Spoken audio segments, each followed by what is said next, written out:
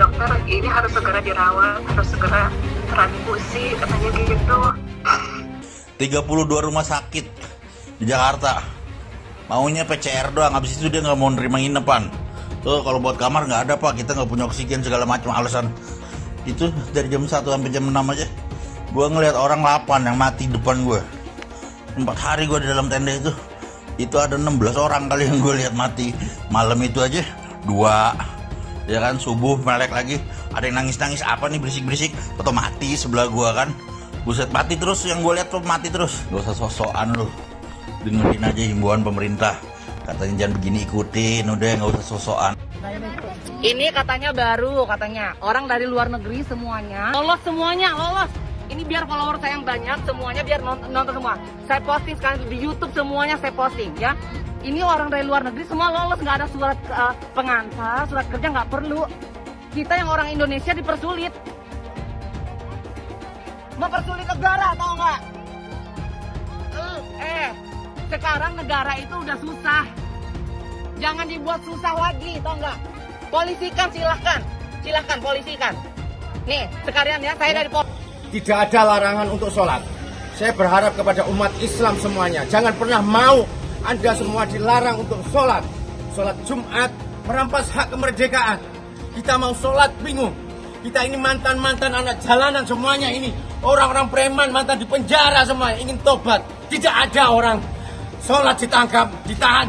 Masyarakat harus tahu tidak ada undang-undang orang sholat ditahan. Saya beranikan karena ini keyakinan. Saya gak mau sholat kepada Allah. Pertemuan saya di masjid ini dengan Allah dilarang oleh aturan-aturan yang tidak jelas. Hari ini mari kita buka kekuatan rakyat. Jangan mau diatur oleh sebuah perintah dilarang sholat Jumat. Kalau memang pemerintah mau menangkap orang yang sholat di masjid ini, saya yang pertama kali menyerahkan. Kalaupun saya sholat ini harus dipenjara, saya yang jadi tumbalnya untuk dipenjara karena saya melanggar PPKM. Dan ini tidak ada satu negara di dunia pun, coba lihat nih foto gini nih.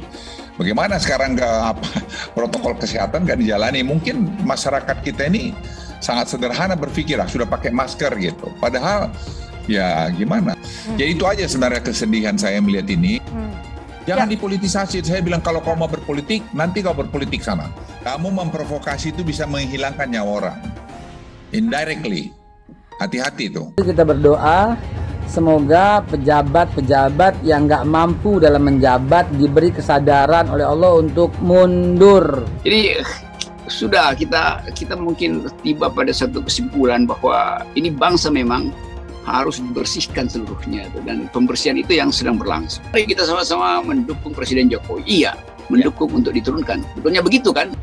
Bagaimana kemudian mereka memaksakan umatnya untuk tetap datang ke rumah-rumah ibadah dengan alasan lebih takut kepada Tuhan daripada penyakit. Pemerintah di sini harus tegas, harus menindak mereka. Seolah-olah pemerintah gagal dalam hal ini karena kegagalan itu diciptakan oleh mereka. Saya sayangkan kalau pemerintah kemudian tidak berusaha memulai dari sini. Tak malukah engkau nanti kalau berjumpa dengan Allah? Di masjid orang hanya 5-10 menit. Hanya 5 menit dia di masjid. 5 jam orang duduk beramai-ramai, ketawa, cekakak cekiki, tertular penyakit. Masjid yang kau salahkan. Tak malukah engkau nanti menyebut nama Allah, menyebut Rasulullah, padahal tempat ini yang dipanggil Allah, dipanggil Rasulullah sallallahu alaihi wasallam. Karena di salib itu ada jin kafir. Karena di salib itu ada jin kafir. Karena di salib itu ada jin kafir. Haleluya.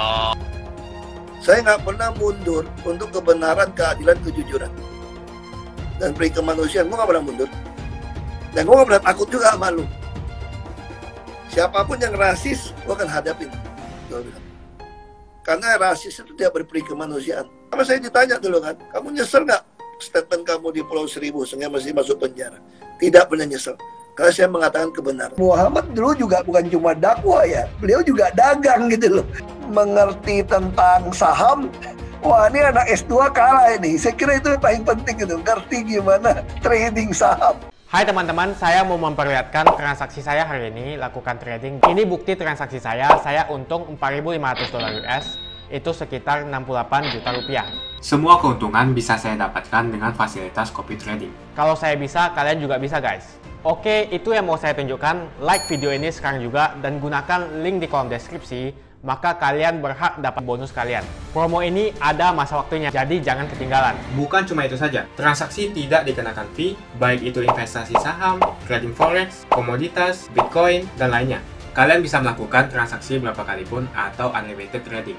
Dan tidak ada fee sama sekali. Jika transaksi di tempat lain sudah berapa fee-nya. Setelah menonton video ini, ayo mendaftar sekuritas hari ini, gratis dan tidak ada minimal deposit. Pastikan kalian menggunakan link di kolom deskripsi untuk mendapatkan welcome bonus. Kalian bisa menggunakan bonus $10.000 di akun virtual untuk latihan. Bukan cuma itu, kalian akan dapat kelas trading online gratis senilai 3 juta rupiah atau $200 jika kalian deposit di bulan ini. Selamat menonton guys, enjoy! Hai semua, dengan saya Jonas Leong. Terima kasih banyak buat kalian penonton setia yang selalu menonton di channel ini. Saya secara personal sangat menghargai waktu kalian. Dan saya sudah menganggap kalian sebagai family karena kalian selalu support di channel ini. Bagi kalian yang selalu menuliskan opini kalian di kolom komen, saya baca komen kalian satu persatu. Saya baca komen kalian untuk mengetahui opini kalian, tanggapan kalian, dan masukan kalian sangat berguna untuk video selanjutnya. Terima kasih banyak buat kalian yang selalu menekan tombol like di awal video. Video seperti ini membutuhkan waktu dan juga research. Dan ini semua gratis untuk kalian. Jadi pastikan kalian menekan tombol like-nya supaya saya mengetahui kalian menyukai konten yang saya bagikan. Jadi kemarin dapat kabar kan waktu hari Sabtu dan lusa. Ya kemarin lusa lah. Habis tes darah. Karena pengen tahu kenapa gitu kan. Nah dilala kemarin habis sholat id dikabarin ternyata HB-nya rendah. Yang mestinya normalnya 12 ternyata cuma ada 7. Akhirnya kata dokter ini harus segera dirawat, harus segera transfusi katanya gitu. Alhamdulillah kemarin cari rumah sakit langsung dapat. Terus tadi sudah sempat transfusi. Dan tadi pagi itu udah turun ya, turun jadi 5. Tadi udah transfusi 1 kantong, tapi cuma naik sedikit, cuma naik sekian koma aja gitu. Doain nanti insya Allah hari ini masih 2 kantong lagi yang harus ditransfusi. Semoga lancar transfusinya. Dan makasih doanya semuanya, insya Allah dengan doa dari semua cepat sembuh, cepat sehat lagi. Udah kerja aja Pak, suruh istirahat juga. Kerja bikin sehat. Udah nggak betah ya Pak? Ini lagi bikin buku doa-doa dan riado-riado, bagus banget. Ini yang buat doa-doa pilihan gitu, di urusan, di hajat, di cita-cita impian orang-orang ya, 1001 urusan dan hajat, 1001 cita-cita dan impian. Dan doa-doa pilihan buat sujud, doa-doa pilihan buat sholat sunnah, keren dah. Doa-doa buat kerja, buat dagang, utang, nih nyakit, terus kesehatan, keluarga, menikah, anak tuh. Nah, bawa pulpen ceritanya nih. Pulpen ini ya buat ngisi-ngisi pom ya.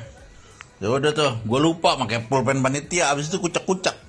Pas kucek mata itu gue baru inget ya. Kata gue kok gue ngucek. Ya udahlah. Hari pertama nggak ada masalah, makan banyak apa nggak ada gejala nggak ada. Nah hari kedua, gue ke tempat temen gue nih. Nah di situ mulai ada gue makan mie nggak berasa pahit. Loh kata gue ya kena nih gue nih. Terus ganti mie goreng, sama aja udah nggak jadi, udah nggak enak tuh badan tuh udah. Nah malam nih mulai anget, nyari 32 rumah sakit di Jakarta, maunya PCR doang, habis itu dia nggak mau nerima nginepan. Kalau buat kamar nggak ada Pak, kita nggak punya oksigen segala macam alasan. Kata gue gimana caranya udah, yang penting gue nginep di tempat lo, gue dapat oksigen, gue beli sendiri deh oksigennya dari luar. Ya udah, oksigen dari 1 biji gue punya yang kecil tuh, ya kan, sampai 8 biji karena bingung takut ngisi ulangnya kan. Ya udah, keliling-keliling lah nyari rumah sakit tuh. Pertamina kayak begitu ditaruh digeletakin di luar segala macam. RSUD si Jakarta putus, pokoknya udah gue racak. Dapat info coba katanya di RSUD Bekasi, Kota Bekasi. Siang jam 1 itu. Siang jam 1 ke sana. Gak taunya 200 meter menuju nyampe gerbang rumah sakit tuh udah banyak anak-anak panitia apa kok. Satgas. Turun, gak boleh masuk rumah sakit mobilnya. Jadi disuruh turun, guanya diturunin, disuruh nyewa ginian nih. Kalau nggak tempat tidur, apa namanya, kursi roda. Nah, gue nyewa kursi roda tuh di situ tuh.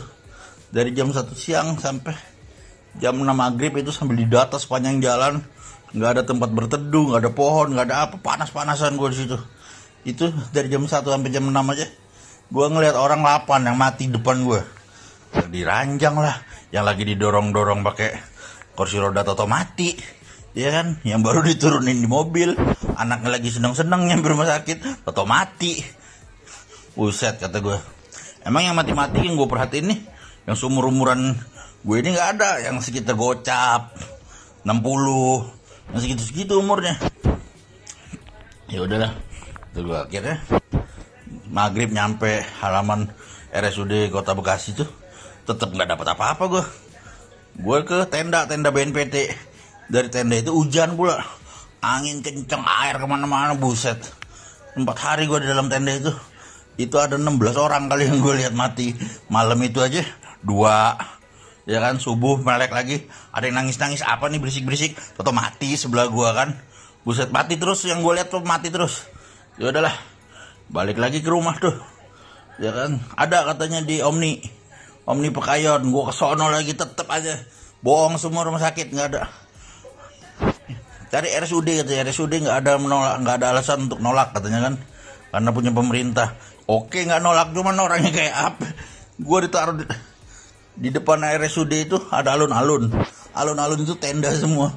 Gue di tenda itu, tau nggak, sampai mau dipindahin ke mana, Wisma Atlet, yang di Manggarai ini yang baru nih, Rusunami. Gue nggak mau, tetap itu bukan rumah sakit kata gue, isoman aja udah itu mah. Akhirnya pindahin lagi, gue mau ke Pondok Gede itu asrama haji. Gue nggak mau, gue pengennya rumah sakit ICU, udah minimal ECU lah. Ya udah dapat akhirnya di sini, ngebut gue langsung dapat. Udah nggak lihat orang mati lagi, gue udah di sini. Udah, makanya lu yang pada sehat ya, gak usah sosokan lu, dengerin aja himbauan pemerintah. Katanya jangan begini, ikutin, udah nggak usah sosokan. Sengsara hidup lu, galak ini, nggak bisa ngapain lu. Nah, semua ketunda loh, cancel semua, delay semua urusan lo. Ya, jaga-jaga tuh yang belum kena, gak usah sosokan. Rajin-rajin jemur badan. Mah. KM di masjid ini mengadakan sholat id berjamaah. Ya, kita memang sengaja ya. Saya dari KPJ Laskar Putih, komunitas anak-anak jalanan, mantan preman, mantan di penjara semuanya.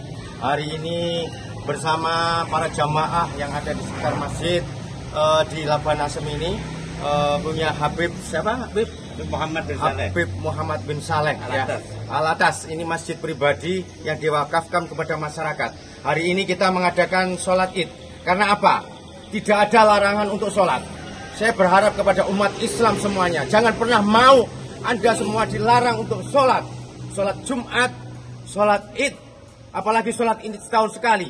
Sholat id ini adalah satu ketauhidan yang luar biasa. Kita mendapat karomah daripada Nabi Ibrahim yang sudah mengorbankan anaknya. Hari ini kita akan mendapatkan satu keyakinan. Mengapa harus takut dengan kematian? Karena kematian itu tidak bisa diundur dan tidak bisa majukan. Kematian adalah kepastian. Kematian bukan ada di masjid ketika kita sholat seperti ini. Anda harus tahu semuanya, masyarakat yang ada di Indonesia ini, Allahu Akbar, hanya di rumah sakit. Makanya kepada pemerintah, tolong diperhatikan. Masyarakat pada ketakutan semua, apalagi dengan ada PPKM ini, dengan aturan-aturan yang begitu signifikan, aturan-aturan yang menjerat kebebasan para masyarakat, merampas hak kemerdekaan. Kita mau sholat bingung. Kita ini mantan-mantan anak jalanan semuanya ini, orang-orang preman, mantan di penjara semua, ingin tobat. Sekarang sholat, saya ambil di tengah-tengah di masjid ini. Wong Sorjo Kali Baru semua datang ke sini untuk sholat id. Alhamdulillah tadi ratusan. Kalaupun saya sholat ini harus dipenjara, saya yang jadi tumbalnya untuk dipenjara karena saya melanggar PPKM. Saya juga masih posisi di penjara. Saya beranikan karena ini keyakinan. Saya gak mau sholat kepada Allah. Pertemuan saya di masjid ini dengan Allah dilarang oleh aturan-aturan yang tidak jelas. Tidak ada orang sholat ditangkap, ditahan. Masyarakat harus tahu tidak ada undang-undang orang sholat ditahan. Apalagi Jumat, apalagi sholat id yang setahun sekali seperti ini. Saya berharap jangan pada takut semuanya. Kalau masyarakat tidak berontak atas hak kemerdekaan yang sudah dirampas ini, kapan lagi ekonomi Anda dirampas? Ya kan? Semuanya dibekukan semuanya. Gerakan apapun tidak boleh. Mereka yang sudah pegawai negeri, polisi, tentara, Satpol PP, camat dan pemerintah semuanya sudah dibayar oleh kita. Mereka enak menerima bulanan. Yang sudah ada jatahnya masing-masing. Mereka malah libur dengan enak dan poya-poya.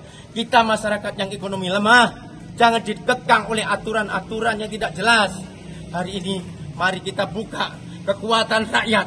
Jangan mau diatur oleh sebuah perintah dilarang sholat Jumat atau sholat id. Hari ini sudah selesai sholat id kita lakukan. Kalau memang pemerintah mau menangkap orang yang sholat di masjid ini, saya yang pertama kali menyerahkan. Ini pertemuan saya dengan Tuhan saya di masjid ini di setahun sekali. Jangan pernah dilarang. Silakan, saya siap menjadi tumbal. Tumbal kalau mereka pemerintah tidak terima dengan adanya sholat id di sini. Yang mengadakan dan memunculkan adalah saya dan pemilik masjid ini. Ya, saya mendampingi semua dan masyarakat semua. Jangan tangkap orang-orang yang sholat di sini. Tapi tangkaplah saya dan penjarakan ke saya. Kalau memang sholat id ini atau sholat Jumat ini dijadikan satu kesalahan besar. Ya, terima kasih. Saya mohon kepada pemerintah semuanya. Ayo sadar diri. Ayo bertobat. Ayo jangan bermain. Para dokter juga ya. Jangan bermain. Kita belajar untuk pinter. Ayo belajar keyakinan. Jangan pernah takut. Wahai orang Islam semuanya. Jangan pernah takut. Ini keyakinan, tidak ada orang mati sholat, tidak ada mati sholat karena corona. Tempat ini rumah Allah, tempat kita mendekat kepada Allah. Kapan lagi kita untuk bertobat? Hai pemerintah, tobatlah semuanya. Tobat, tobat dan tobat. Terima kasih. Semoga hari ini masjid ini sebagai contoh semua mendapat ilham dari Allah, pertolongan dari Allah. Terima kasih. Wassalamualaikum warahmatullahi wabarakatuh. Waalaikumsalam warahmatullahi wabarakatuh. Merasa bagaimana dulu saya kehilangan prajurit saya dalam satu operasi militer tim yang malam ini saya masih bicara, besok pagi kami terjun sudah ya check out ya, sudah gugur. Itu kan satu kenangan-kenangan sendiri. Nah sekarang dalam keadaan seperti ini saya punya tanggung jawab lagi. Nah itu juga saya pikir kan tidak gampang, orang gampang sederhana aja, enggak kan juga ada tanggung jawab moral dari saya, kok belum bisa dihentikan ini gitu. Walaupun saya paham tidak sesederhana itu menghentikannya, tapi tetap aja ada kegalauan itu. Nah sekarang ini jadi kalau saya lihat orang terlalu menggampangkan, mengkritik itu saya sedih aja. Kamu nggak tahu betapa sulitnya dan ini, tidak ada satu negara di dunia pun, coba lihat nih foto gini nih. Bagaimana sekarang protokol kesehatan nggak dijalani? Mungkin masyarakat kita ini sangat sederhana berpikir, sudah pakai masker gitu. Padahal ya gimana? Jadi itu aja sebenarnya kesedihan saya melihat ini. Jadi kami dengan anak muda yang di kantor saya itu bekerja dengan hati, round the clock mereka kerja, memutar semua otaknya. Ada anak dari UI, ada dari TB, ada dari UGM, dari mana-mana. Mereka tuh kerja dengan idealisme untuk membuat Indonesia lebih bagus. Dan kami dengarin semua ahli. Jadi kalau orang bilang Luhut itu bukan epidemiolog, memang betul. Tapi saya dengerin Dewan Guru Besar Fakultas Kedokteran UI, saya tanya Profesor Siti, saya tanya Profesor Hari, saya tanya aja semua. Apa susahnya sih dengar pendapat orang? Memang kita pintar sendiri? Ya enggak lah. Karena apa? Ini kepentingan nasional kita. Jadi dengan mendengarkan semua ini tadi, melihat ke bawah bagaimana jeritan pedagang-pedagang kaki lima, PKL, warung segala macam. Dengar. Ayah saya kan supir bus sebuah Bali. Jadi saya tahu juga, saya bukan anaknya orang kaya. Baik. Bapak saya itu supir. Jadi saya katakan, saya bisa merasakan itu semua. Tapi kan ada namanya disebut kalau di bahasa militer kemampuan dan batas kemampuan. Saya lihat ada juga batas kemampuan itu kita bisa berbuat. Ya itulah alam ini, itulah namanya Tuhan itu, adanya Tuhan itu. Kalau kita semua bisa buat, kita bisa semua selesaikan, ya nggak ada dong Tuhan itu. Sedih aja kalau masih orang memainkan nih politisasi, keadaan ini kemanusiaan, it's from the bottom of my heart. Ini humanity, masalah kemanusiaan yang nggak boleh kita main-main. Jangan dipolitisasi. Saya bilang kalau kau mau berpolitik, nanti kau berpolitik sana. Silakan, saya nggak pemain politik. Ya, saya nggak pemain politik. Saya udah cukup tua, saya bilang, sudah selesai term saya retire, sudah cukup. Tapi kita harus mengajarin anak-anak muda, jangan kayak gini-gini dipolitisasi. Nggak ada yang salah dibuat ini. Yang kurang, yes. Makanya kita selalu tanya, sekarang tuh Presiden kasih arahan setiap kami meeting, sekarang kami ajak tokoh-tokoh dalam bidang tertentu untuk mendengar. Ada yang ditutupin kok. Silakan aja melihat bahwa ini tidak gampang ngurus ini. Jadi nanti yang teman-teman suka juga ngeritik, silakan nanti kita ajak Zoom call, lihat bagaimana proses pengambilan keputusan itu. Ya, bagaimana mengeksekusinya satu hal lagi, dan bagaimana ngawasinya. Jadi ingin saya katakan tidak semudah itu. Kalian kan anak muda, karena cucu saya yang paling besar aja udah di college kok. Ya, jadi saya tidak mau mengkhianatin anak-anak muda itu dengan membuat polisi yang salah. Nggak, saya ngajarin mereka, saya didik mereka. Dan kita melakukan testing tracing, itu kan dia nggak bayar. Ya, nanti begitu dia dapat positif, kita masukkan tadi di karantina terpusat. Di sana dikasih makan, nanti kasih obat, keluarganya kita urusin, kasih sembako. Yang yang rakyat di pinggiran ya, saudara-saudara kita di pinggiran. Nggak seperti kamu, misalnya udah orang-orang berada, ya kamu bayar sendirilah swab itu tadi. Kalau PCR tadi angkanya mungkin kamu bilang mahal, kita nanti coba lihat berapa angka itu masih bisa. Semua kami biar transparan. Jadi setiap keputusan selama saya ini, saya ulangi ya, itu saya membuat keputusan cepat. Tapi saya ikutkan BPKP. Seperti pengadaan sekarang oksigen konsentrator. Itu kan kita berpacu dengan waktu. Kita mau beli 40.000 atau berapa itu. Hadir Menkes, hadir Menteri Keuangan, hadir BPKP, hadir kita langsungkan mereka komunikasi kepada di mana kita mau beli. Sehingga tidak ada markup itu, tidak ada beda-beda harga itu lagi. Jadi Anda tidak akan temukan ini zaman ini. Tidak akan temukan. Semua barang yang kami beli itu semua dengan harga yang sangat efisien. Jadi jangan orang cari makan ya, memanipulasi harga, markup harga dalam keadaan situasi seperti sekarang ini. Ini masalah kemanusiaan. Jangan nyawa orang kita mainkan bikin uang. Theoretically kita bisa herd immunity mungkin September bisa. Jadi kan jumlah vaksin aja. Jakarta vaksin sudah 75% ya. Oke. Mendekati 70%. Ya, mendekati 70% Jakarta. Saya kira dalam bulan depan sudah bisa 80%. Bali sudah ada 80%. Jadi yang itu Bu Menkes itu kan hebat tuh. Jadi dia mengharmonisasi data. Datanya Ibu Menkes itu sekarang makin bagus menurut saya. Mensos itu makin bagus. 1-2 hari ke depan ini sudah akan sangat-sangat baik. Jadi saya happy dengan itu. Dan di samping itu dilapis oleh TNI, Polri, program-program yang di luar itu yang diberikan juga oleh TNI. Dan juga sumbangan-sumbangan dari banyak orang-orang kayak kita juga yang yang peduli dengan ini juga banyak. Ya berapa puluh, mungkin nggak tahu berapa orang-orang super kaya itu banyak yang nyumbang sih. Dan mereka ada belikan oksigen konsentrator. Kita tidak mau terima uang. Jadi semua kalian belikan barang ini, yang kalau mau ya berikan ke kami. Merah putih di dadamu, kamu harus memberikan nuansa-nuansa positif. Kamu memprovokasi itu bisa menghilangkan nyawa orang. Indirectly. Hati-hati tuh. Ya, karena orang jadi was-was terus, itu imunisasinya juga turun. Imunitasnya turun. Makasih banyak buat kalian yang nggak skip dan nonton video ini sampai habis. Saya secara personal sangat menghargai waktu kalian. Makasih banyak buat kalian yang sudah tekan tombol subscribe, dan makasih banyak buat kalian yang sudah tekan tombol loncengnya. Jangan lupa bagikan informasi ini ke teman atau family Anda. Mungkin teman atau family Anda membutuhkan investasi ini. Oke guys, sekian dulu dari saya. Jangan lupa follow Instagram saya di @johannesleongofficial untuk kata-kata motivasi setiap harinya. Bagi kalian yang termotivasi nonton video ini, ayo like video ini dan subscribe di channel ini. Dan buat kalian yang sudah subscribe di channel ini, jangan lupa tekan tombol loncengnya supaya kalian mendapatkan notifikasi setiap kali saya upload video. Hai teman-teman, kalian sudah membuka akun untuk melakukan investasi atau trading? Jika belum, membuka rekening sekuritas itu gratis loh. Bahkan cuma butuh 5 menit saja. Cepat dan simple. Dan semua bisa dilakukan secara online. Sampai saat ini ketika kita mau melakukan investasi saham atau trading forex, kita masih menggunakan cara yang kuno. Seperti kita menelpon banker atau broker yang melakukan atau mengeksekusi transaksi kita. Tapi apakah kalian tahu, untuk membeli saham atau forex, kita cuma login, lalu memilih apa yang kita mau, lalu masukin angka berapa banyak yang ingin kita beli, lalu tinggal klik. Sesimpel itu. Sampai saat ini kita bingung mau investasi saham luar negeri, trading forex, komoditas, dan cryptocurrency di mana tempatnya. Kita bisa lakukan semua trading di sini, karena sekuritas ini merupakan one-stop shopping.